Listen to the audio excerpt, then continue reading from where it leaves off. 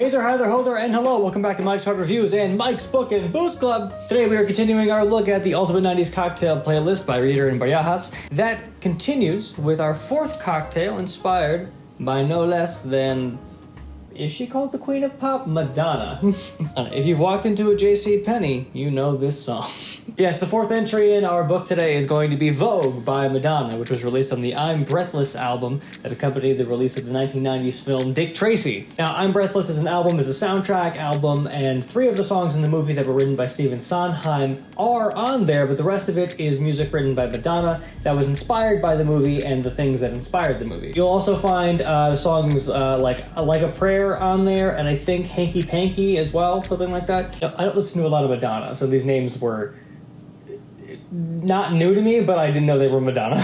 Vogue, individually from the Dick Tracy movie and the soundtrack album that accompanied it, was a massive critical and commercial success, going triple platinum through the RIAA after release, and generally being considered one of Madonna's career highlights, retrospectively more so than in the moment. If you're familiar with the word Vogue, it is a style of dancing that is very common in especially the New York City underground gay scene from back in the 1990s, and that is inherently what inspired the song. It's a house electronic beat fusion with disco influences, and it really encapsulates a lot of very heavy energy and movement. It's a hit. It's a bop for sure. I actually think that this song's really good. I didn't know it was a Madonna song. I didn't know this was the name of the song, but I've heard it hundreds of times over the course of my life, and I'm discovering that that's probably going to be a thing that happens throughout the course of this entire book.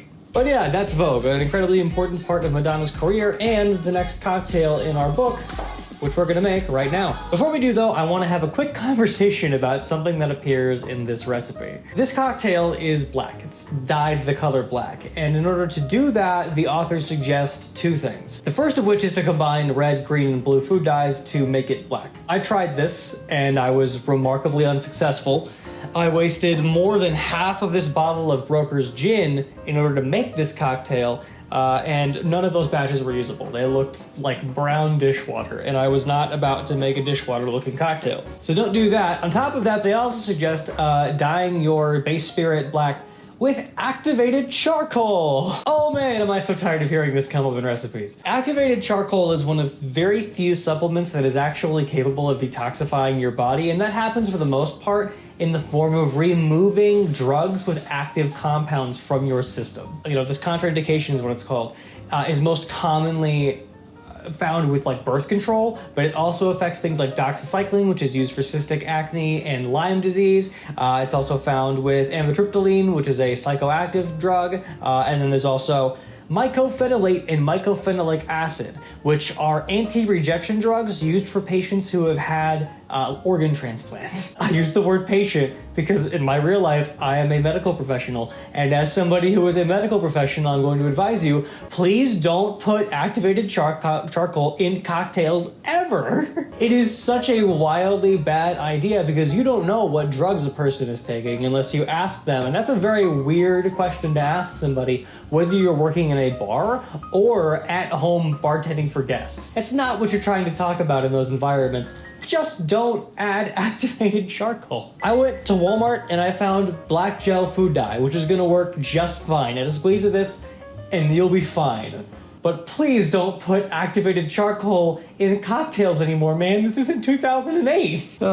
Anyway, let's grab the ingredients. For this cocktail, you are going to need London Dry Gin, Maraschino Liqueur, simple syrup, lemon juice, an egg white, saline solution or ground salt, and cherries for garnish. Obviously, eggs are a heavy ask right now at the time of filming of this video, so the book actually does also include aquafaba as a solid vegan substitute, and Phoebe Brothers makes things like magic foam, which are also applicable here. You could also completely remove it if you want. Most egg white cocktails are just as good without it as with it. Let's go ahead and shake it up. Start, I'm gonna put a small squeeze of black food dye into the shaker, and then we'll come behind that with 1 whole egg white. Next we'll do a pinch of salt. We'll come behind that with 3/4 of an ounce of maraschino liqueur. We'll then do 1/2 ounce of simple syrup, 1/2 ounce of fresh lemon juice, and finally 2 ounces of our London Dry Gin. That's all of our ingredients, so I'm gonna grab the coil off of a Hawthorne strainer. We're gonna use that to cap up, tap down, and dry shake for about 15 seconds.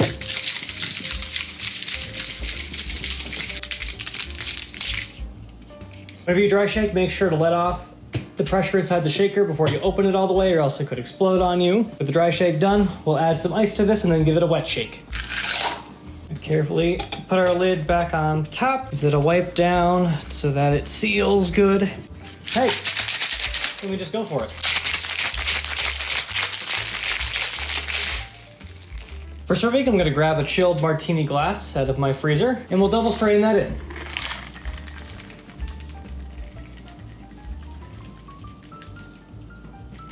As our foam settles, we can go ahead and give this a garnish by grabbing a cherry out of our jar here. Spear that onto a cocktail pick. Float that in the center of the glass. And there you have, ladies and gentlemen, the Vogue. Wait, that's Orange Justice. Shit, I don't know how to Vogue. All right, let's go ahead and give the Vogue a taste. Cheers. Yeah. Okay.